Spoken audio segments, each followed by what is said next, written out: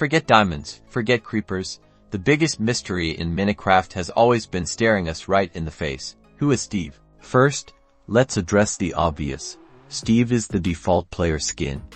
You load up the game, haven't chosen anything, boom, you're Steve. He's got the square jaw, the brown hair, the light blue shirt, the Euro everything. Later, Alex was added, offering an alternative default appearance, but Steve remained iconic. But his importance goes deeper than just aesthetics. Steve represents player potential. He starts with nothing and can build empires. He's the blank slate onto which we project our own adventures, our own creativity, our own Euro survival skills against hordes of pixelated monsters. So, who is Steve? He's not just a default character. He's you.